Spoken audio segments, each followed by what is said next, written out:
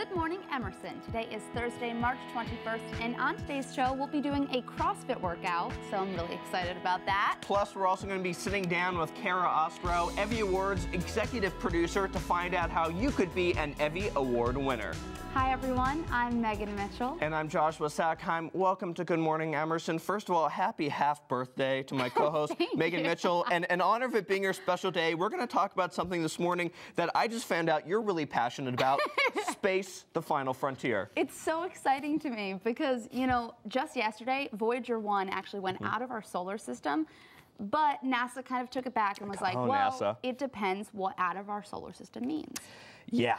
Still though, NASA gets on my nerves, but that's a story for another time. Still though, be it the space probe reaching beyond our solar system or just beyond, or just short of beyond our solar system, it is still impressive. I mean, this is the farthest I think any man-made item that's supposed to be in space has gone. Exactly. Yeah. You know, this was actually let out into space in 1977, and it's been traveling at 38,000 miles per hour, which really is kind of unfathomable if you really think about it. And as of right now, it is 11.5 billion miles from Earth. Wow. And you know, what really blows my mind is the fact that, think about it, we sent a man to the moon in 1969. That was less than 50 years ago. And now this happening. It's just the jumps in terms of technology and space just baffles me. I know. It makes you wonder, you know, when will we get to a planet that's similar to our own? And, you know, they discovered one planet that's actually very similar to Earth that has water and it has the potential for life. But it is so far away from us that it would take us 72 years to get there while traveling at the speed of light. So, you know, just imagine an entire lifetime to get to the closest, you know, Earth-like planet is really insane. And you know, there's also a sister probe, Voyager 2. So who knows? In our lifetime, we also might get news that one has also exited our solar system. But in the meantime, for some more worldly news, some more local news, we go to our own Tamara Sakarzik. Tammy.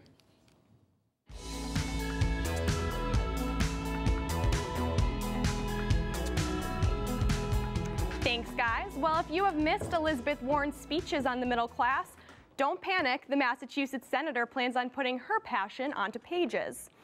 Warren is sending book proposals to publishers promoting her goal of protecting middle-income families while enhancing her political stature. The work in progress will offer readers her first-hand account of financial battles in Washington, an issue the senator was fighting for before elected into Congress. The former Harvard professor is not an amateur in the publishing world. This book will be the 10th on her list of published pieces, 2 of which became national bestsellers. Agents and editors in the industry expect publishers to express a wide interest in Warren's idea, speculating her profit to be over $1 million. Warren anticipates the book titled Rigid to be on shelves in 2014. Hillary Clinton's online video went viral this week as she announced her support for gay marriage. The former Secretary of State says that her views are similar to President Obama's, stating that gays and lesbians are full equal citizens and deserve the same rights, including marriage. In the 6-minute video, Clinton added that she backs gay marriage not just personally, but as a matter of policy and law. The journey is far from over, and therefore we must keep working to make our country freer and fairer. The statement fueled speculation that she may be considering another run for president in 2016, gaining public approval of Democrats and standing in line with other possible Democratic candidates on social issues. Not everyone agrees with Clinton's opinions, including the GOP, who officially opposed gay marriage, backing the Defense of Marriage Act instead, which defines marriage as between one man and one woman. Although the bill was signed by Clinton's husband in 1996, the former president now considers the law unconstitutional and believes it should be overturned. Hillary Clinton demonstrated the same support for equality in the U.S. and abroad during her time at the State Department. Denise J. Casper, one of the newest U.S. District Court judges, was appointed to Whitey Bulger's murder trial last week. The first black woman to become a federal judge in the Commonwealth, Casper has stepped in to replace Judge Richard G. Stearns. Stearns was removed from the case after the U.S. Court of Appeals discovered he was the top prosecutor in the U.S. Attorney's Office while another prosecutor allegedly promised Bulger immunity from the crimes. Casper, appointed to the bench by President Obama in 2010, was randomly selected from the 13 remaining Massachusetts federal judges. The case is expected to resume in June. That's your news this morning. Back to your hosts, Josh and Megan. Thanks for that, Tammy. We're now joined by Cara Ostrow, one of the executive producers of this year's EVVY Awards. The EVVY's deadline for submissions is coming up soon, and let's take a look at their latest promo. In heaven would through the airy region stream so bright that birds would sing and think it were not night. Oh, see how she leans her cheek upon her hand. Oh, that I were a glove upon that hand, I might touch that cheek.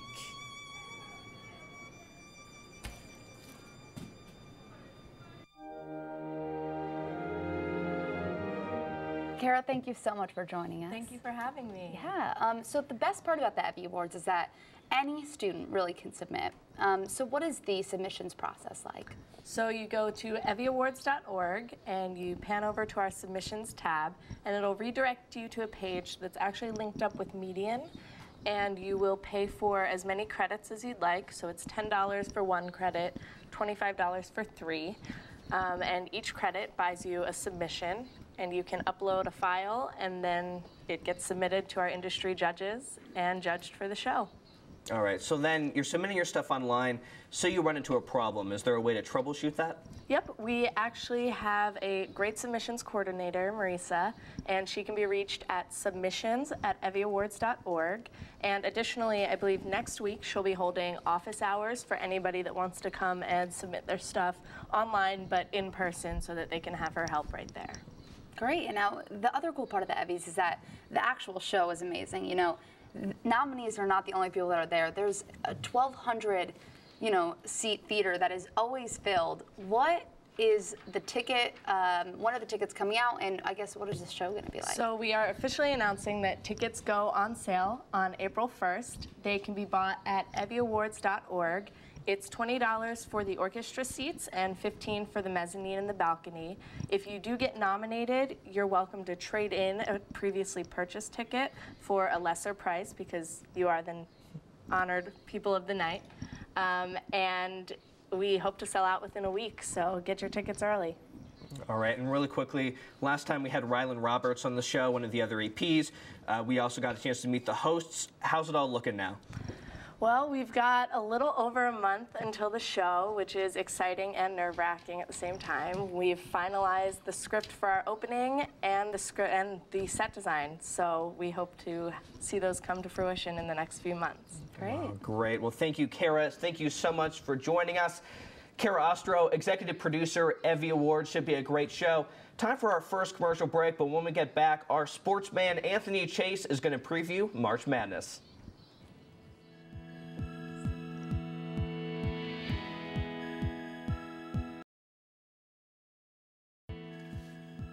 Welcome back to Good Morning Emerson.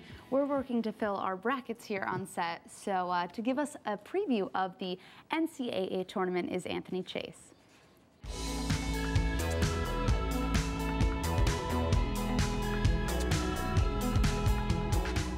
Sports show us why weather isn't the only wacky thing in March. The NCAA March Madness tournament kicks off today with games across the country. No matter what the president's approval rating is, his bracket picks always seem to be taken into consideration. This year, President Obama has Indiana over Louisville for the national title, despite the nation's average of 56.1% pulling for Louisville. Everyone's bracket is perfect now, but let's just wait a few more hours to let the mayhem ensue.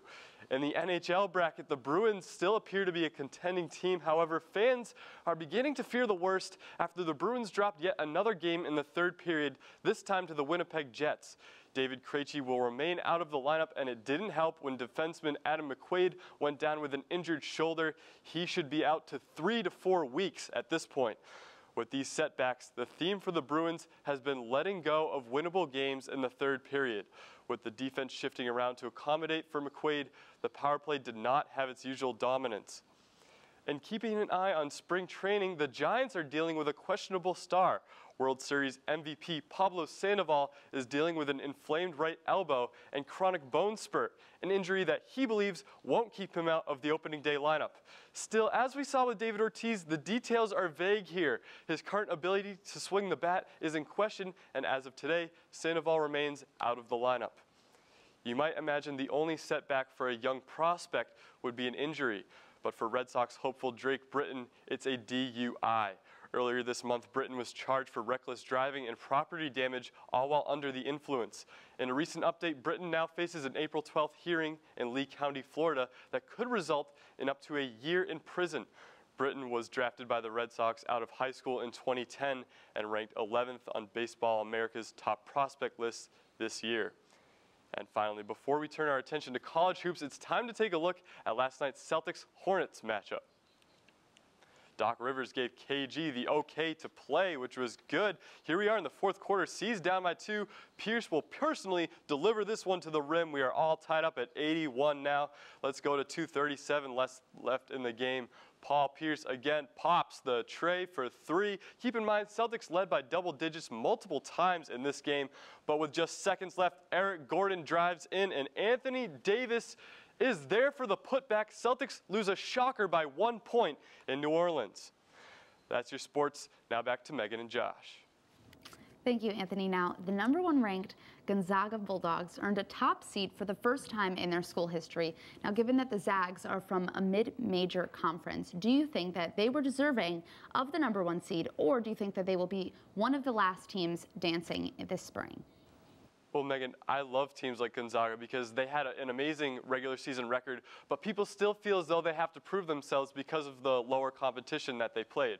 Well, I think Gonzaga is going to do awesome. They have plenty of guys that can sub in. They have 10 guys that can really play at a time. That's going to give them the momentum to go far in this tournament. I don't think they're going to win it, but they will be a very interesting team to watch, to say the least. All right. Thanks for that, Anthony.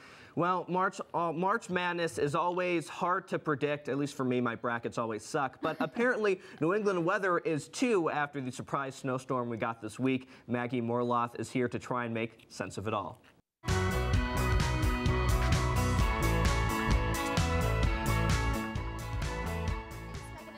And happy spring to all of you. Yesterday marked the first day of spring, but that's pretty hard to believe considering all this cold weather we've been having. And it doesn't help that there's still snow on the ground. This week we'll be seeing some sunshine, but temps will only be peaking to the mid-40s. And there is a possibility for even more snow.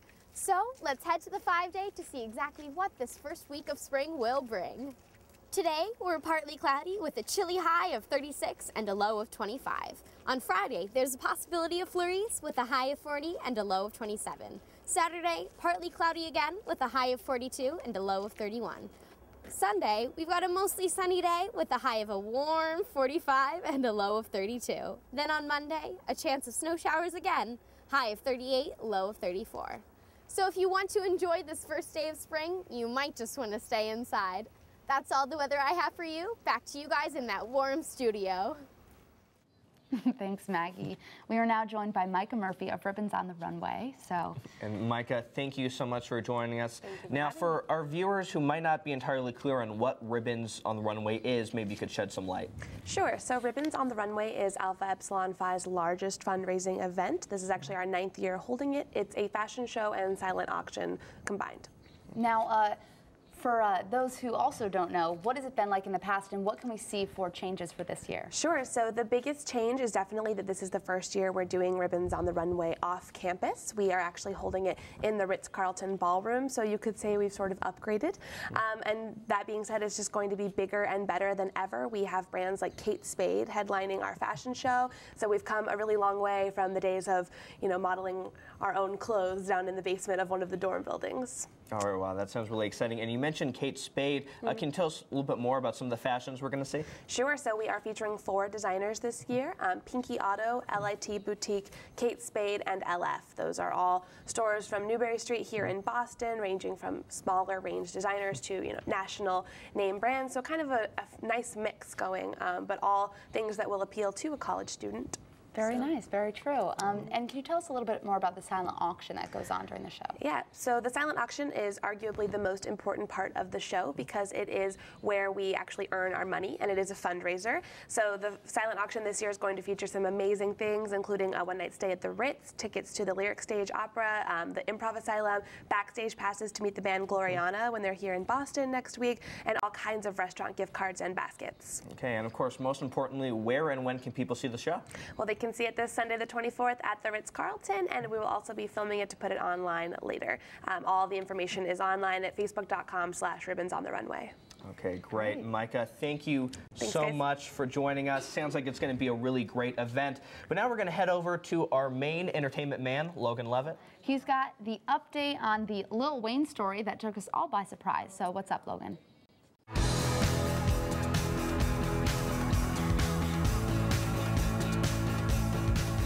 Thanks, guys. Lil Wayne was admitted to UCLA Medical Center in Los Angeles Friday after he suffered from yet another series of seizures. The rapper was reported to be in critical condition, and many news outlets even reported that he was near death. However, the rapper did recover from this latest medical scare and tweeted later that night that he was doing fine. Several of his industry buddies also released statements saying reports that Lil Wayne was in a medically induced coma were completely false.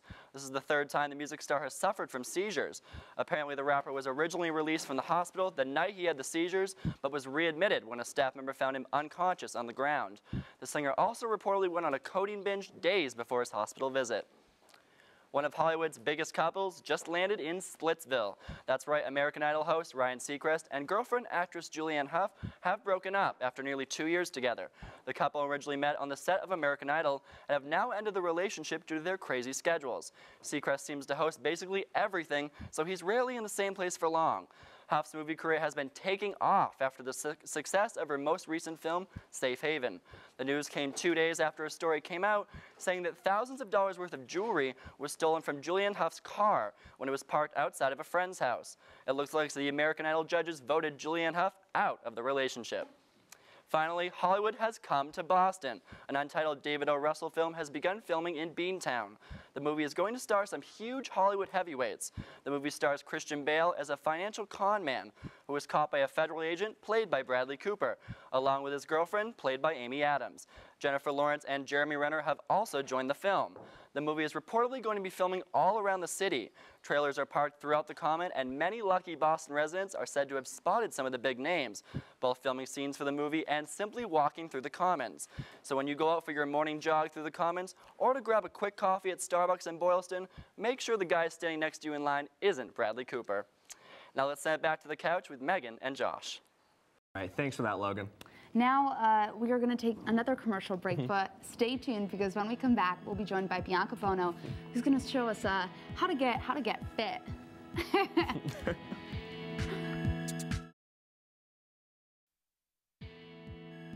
Welcome back to Good Morning Emerson. I'm Bianca Buono. I got to check out one of the hottest trends in the fitness world right now, CrossFit. And let me tell you, it was not easy. Here's a look at what it is. I'm here at CrossFit Fenway. CrossFit is an intense workout regimen that combines Olympic weightlifting with gymnastics. Wish me luck as I get a taste of one of these workouts.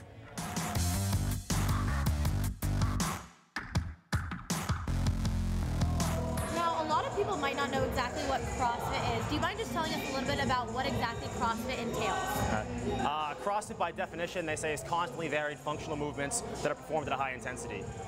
Really what that means is we combine a whole bunch of Olympic lifting, powerlifting, gymnastics, running, rowing, basically all aspects of fitness. We put them together. We generally do workouts for a timer score, and they're usually done as fast as possible because we have that timer score put on there. After baseball, I found CrossFit, started doing it, got hooked on it, just like everyone else does. I started competing in CrossFit, and basically one of my mutual friends knew the people at CrossFit Fenway, and so I kind of met up with them, and they started me on an internship program here, and now this has been my full-time job for the last 2 years. For somebody that's never done CrossFit before, can they jump into a class, or do, like you said, do they have to start at the beginning level and kind of work their way up? They can hop into a class. I mean, one of the great things about CrossFit is we do coach. So because we coach, you're not just going to be lost. You're going to have a coach working with you. One of the unique things about Fenway is we actually cap our classes. So there will never be more than 10 people in a class. So we kind of keep the classes small and intimate so we can actually get to all the new people. Sometimes people can get lost, I understand, in a big class, but here you don't have that problem because we keep them small. We can set up a free trial class. First class is free. We offer beginner classes at night, sometimes in the morning, so if you're kind of intimidated by hopping in the real class, we can hop you in a basic training class and get you moving that way. It's pretty obvious why it was voted the best gym in Boston for the past 2 years. I can't wait to show you what I've learned. For Good Morning Emerson, I'm your health expert, Bianca Buono. Now that was just a taste of a normal CrossFit workout, and Megan and Josh, thanks for joining me over here. So CrossFit is so crazy because it changes every single day. So when you show up to the gym, you have absolutely no idea of what you're going to be doing. So those are just a couple of things that happens in an everyday CrossFit workout. Okay. Now it seems so exciting. I had no idea that it was tied to gymnastics. I was a gymnast for a while, so yeah, this is absolutely. A cool workout. The gymnastics element is really interesting, actually. They have everything from the parallel bars to the rings, and I don't know if you saw the instructor that was showing me. He's actually going to be competing in the CrossFit Games, which are coming up really shortly, but he was able to do one of the toughest moves on the rings, which he was able to show us. Okay, I just want you to know this is a big deal because when I go to the gym, normally I wear a full suit. So I dressed up for you, but you actually have some exercises to show us. Yes, absolutely. Yeah. So usually you would start with a 1,000 meter row, which I was able to do at the gym. But since we don't have rowing machines in the studio, we are going to start by doing some deep squats. So you're going to take your feet just a little bit past shoulder width apart, and you're going to kind of bend in the knees a little bit, put your hands up, and squat all the way down nice and slowly. Feel it through the balls of your feet and your heels. Hold it for a second, and push it right back up. And we're going to do 5 here. So this is really important that you feel all through your legs and that you don't put any sort of stress on your back, which a lot of people do, and that's a common mistake. Okay, and this is I'm going to say there are no stupid questions. This is working what exactly? This is working all of the muscles in your legs, and it's actually working your core as well. You're supposed to keep your core tight as you do these squats. So once you feel pretty warmed up in your legs here, I actually have some exciting props that we're going to be using. So I'm going to bring these over to you. Oh, great. Boy. Yes. Josh, since you're taller, we're going to do it this way. Okay. Just kidding. Okay, you're making it really fun for me, huh? You can keep it that way. Yes, so these are going to be step ups. So what you're going to do, if you don't mind me demonstrating, you're going to take your right foot up, you're going to push your left leg, bring your left knee up, and back down, and then you're going to do the same exact thing with your left leg. Okay, so kind of like it's like crane kick from the Karate Kid. Yeah, exactly. Or not, or nothing like that. Whatever works. Okay. And you know, the other great thing is that these are so dorm room accessible. Absolutely. So the other thing that's so great about CrossFit, obviously we saw that they incorporate some really heavy lifting, but at the same time, a lot of the moves are either without weights or with very small weights that you could definitely substitute for something in your dorm room. Very true. Let's get started. So let's get some step-ups going. And Feeling very nervous about this. And if you go to a CrossFit gym, you're definitely going to see boxes that are probably double or triple the size of this, so they're a bit more challenging. How many of these do you think would be a good workout? During CrossFit, each of the workouts are about 10 minutes, so I would say about 50, taking breaks in between. Awesome, awesome. And what can we see for the next workout? Next, we are going to be doing... What other surprises do we have? Here you guys go. These are called kettlebell swings. So we're just using hand weights here. You can obviously, depending on your strength level, you can up the weight that you're using. So you're gonna take the hand weight, kind of hold it close down. You're gonna spread your legs like we were with our squat position. You're gonna bend a little in your knees, and you're gonna take the kettlebell, go straight up, back down through your legs, and up. And this you have to keep doing because it's a mixture of a strengthening and a cardio workout here. Right. And so in a CrossFit gym, this would typically happen for about 5 minutes. Now, I have heard that you actually lose more calories when you're doing cardio while strength training, while you're keeping your heart rate up. Absolutely. Yes, a common misconception is that by incorporating weights, you're going to become like the size of a bodybuilder. Right. And actually, incorporating smaller weights like this one will actually help to slim you out in addition to cardio as well. Okay, now if you're a bigger guy, which clearly I am not, but say I was, and I'm doing some heavyweight lifting, could I do kettlebell exercises with kind of a heavier weight class? Yes, definitely. So if you even go to the Emerson gym, you'll find that we have kettlebells there ranging from about 5 pounds to 25 pounds. So you really have a lot of kind of options when it comes to that. So some good variety with that. Yes, absolutely. And now, does this Does this specific workout actually work out many different parts of your body? Does it incorporate every muscle? Yes. Not every muscle, but most muscles that you want to work out? So CrossFit, as I mentioned, it's not only a combination of gymnastics and Olympic weightlifting. It's supposed to be kind of non-specific to any sport. So any athlete, in theory, could go to a CrossFit workout and be actually bettering themselves in their sport. Great. Wow. I mean, it's a killer workout, but a good workout too. I'll say that. Very, very true. Well, that is all for our show today. Tune in next week to hear all about this weekend's Ribbons on the Runway event from our very own fashion correspondent, as well as a performance by a Berkeley musician, Gabriella Francesca. It's going to be a great show. Thanks for watching. We'll see you next week. Okay, I'm gonna try.